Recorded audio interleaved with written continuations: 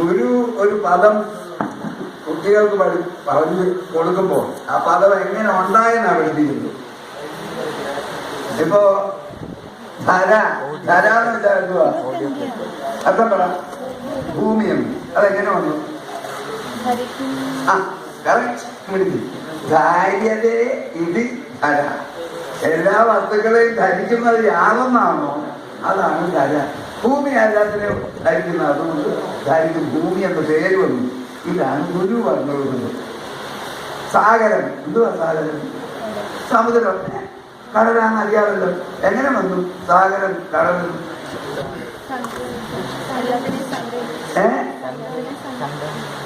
പോലെ സകരപുത്രന്മാരാൽ കുഴിക്കപ്പെട്ട കുഴി നിറഞ്ഞ സാഗരം എന്ന വാക്കുണ്ടായി. ഞാൻ ചുരുക്കിയ പറഞ്ഞത്. ഗുരു നിജക്ഷോ കവിതേനം രസാതലം സംക്രമിതേ തുരങ്കേ തദർത്ഥം ഉർവീമവതാരയത്തി പൂർവൈക്കിലായം പരിവർത്തിതോന്ന എന്ന് ശ്രീരാമൻ സീതയോട് പുഷ്പവിമാനത്തോട് പറഞ്ഞു കൊടുത്തു.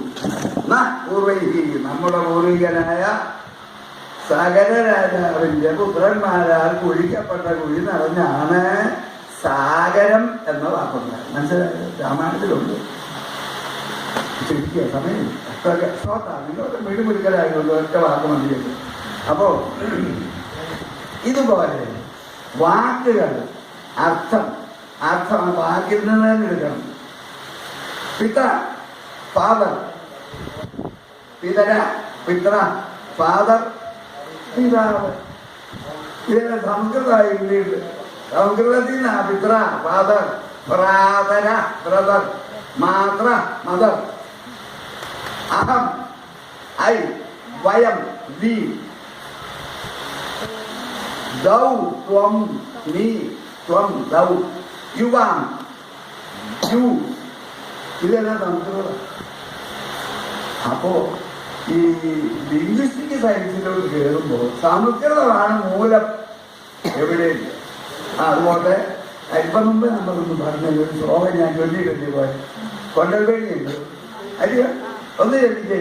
കൊണ്ടൽവേണിയൊരു 2-4 അടി നടന്നതില്ല, അതിനു മുൻപു താൻ കൊണ്ടു ദർഭമുനകാലിലെന്ന് വെറുതെ നടിച്ചു നിലകൊണ്ടുതേ കണ്ഠകുമ്പത തിരിച്ചു നോക്കിയവൾ വൽക്കലാഞ്ചലം ഇലച്ചിനെ കൊണ്ടുടക്കുമരുമട്ട് കാട്ടി വിടുവിച്ചിടുന്ന കപടത്തോടെ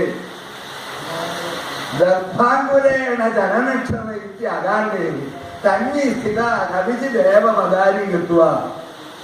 കാളിദാസൻ ആസീത് വിവൃത്തവദനാജ വിമോചയന്തി ശാഖാസു വർക്കരമസക്തമഭിരുമാം. അതായത് സംസ്കൃതം. ദ്രുമാണശാഖാസു കൃഷ്ണങ്ങളുടെ ശാഖകളിൽ വൽക്കരം മറുപടി അസക്തമഭി ഉടക്കാഞ്ഞിട്ടും ഉടക്കിയതുപോലെ ആ തള്ളിൽ നിന്ന് നോക്കി കൃഷ്ണനെ നോക്കിയെന്ന അതാകപടം. തന്നെ സ്ഥിത പെണ്ണ് പെട്ടെന്നൊക്കെ നിന്നു. എന്തിനാ നിന്ന് നോക്കാൻ? അതാണ് അതിന്റെ രസം. എന്തിനാലോ ഇതുപോലെ നിങ്ങൾ മനസ്സിലാക്കോ? താനേ തൊണ്ട നനയ്ക്കയില്ലവർ നനയ്ക്കാതെ അതിന്റെ സംസ്കൃതം. പാതുന്ന പ്രഥമം വ്യവസ്യതി ജലം യുഷ്മാതു അഭീതേതുയാന്ന് യാതൊരു ആദത്തെ പ്രിയമണ്ഡനാഭിഭവതാം സ്നേഹേണയാ പല്ലവം ആദ്യേവ കുസുമപ്രസൂതി സമയേ യസ്യാഭവത്യുത്സവം സേയം യാതി ശകുന്തളാപവിഗ്രഹം സർവൈരനുജ്ഞായതാം. എന്ത് സംസ്കൃതത്തിൽ കാളിദാസൻ എഴുതി. അതിന് മലയാളത്തിൽ കവികൾ എഴുതി.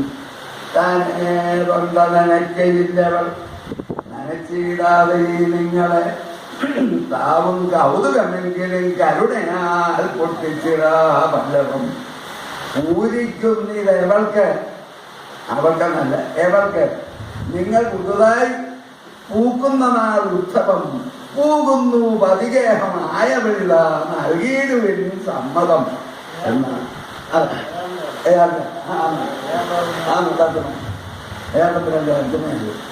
അപ്പൊ ഇങ്ങനെ ഇത് ഞാൻ പിന്നെ ശാസ്ത്രത്തിലാകെ ഏറിയത് എന്നാ പ്രരോദനം സാറിപ്പോ ഓർമ്മിച്ചത് മഹാകവി കുമാരനാശാൻ AR രാജഗോപാലൻ തമ്പുരാന്റെ മരണത്തിന് അദ്ദേഹം മരിച്ചപ്പോൾ അദ്ദേഹം എഴുതിയ ഒരു വിലാപ കാവ്യമാണ് പ്രരോദനം.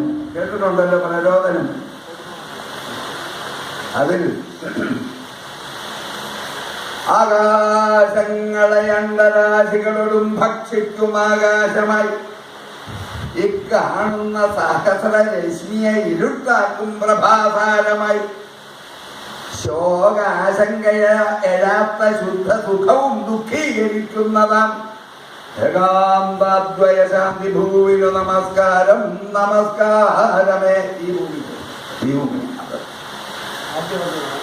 ആദ്യത്തെ പതി അറിയാമോ? എന്നിട്ട് വേഗം സ്ഫുടമാക്കിടുന്നു കഥ നീ വാങ്ങുന്നതും പുത്രിയെ ഭൂവേ.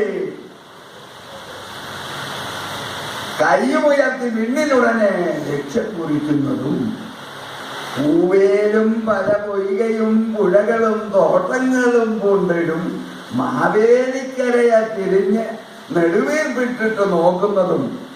അതേ മാതൃഭാഷയായ കൈകളി മലയാളത്തോടാണ് പറഞ്ഞത്.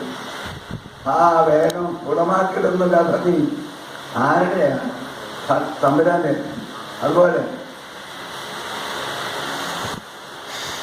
അന്തശ്ചന്ദ്രശരദ്ധനാഭകടവി അന്തശ്ചന്ദ്രശരദ്ധനാഭകടവി പൊങ്ങി പ്രാന്തസ്ഫൂർത്തി കലർന്ന മാളികയിൽ ആ ശയ്യാതലത്തിൽ ക്ഷണം. ഇതാണ് സ്വന്തം ദീപ്തി നശിച്ചോ രജതപാത്രം പോൽ തണുത്ത് ഏറ്റവും ശാന്തം അന്ത ശയിച്ചിടുന്നു ശിവനെ അപ്പാനുവിൻ മണ്ഡലം. തണുത്ത വെള്ളിത്തലിക്ക് പോലെ അദ്ദേഹത്തിന് ശരീരം തണുത്ത തന്നെ. ഇതും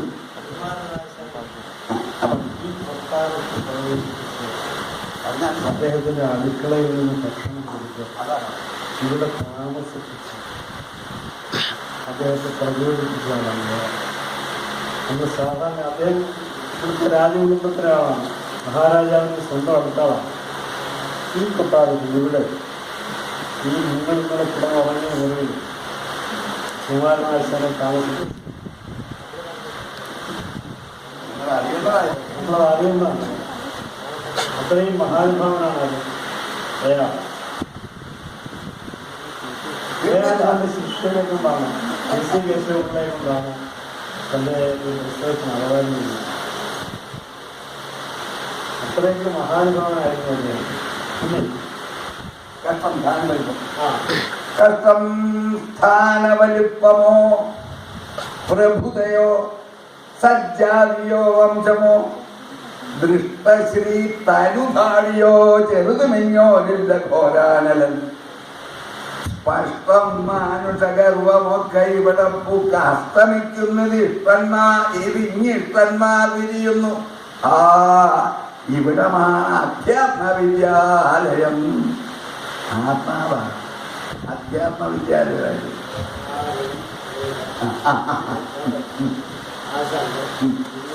അതുകൊണ്ട് ഒന്നുമില്ല.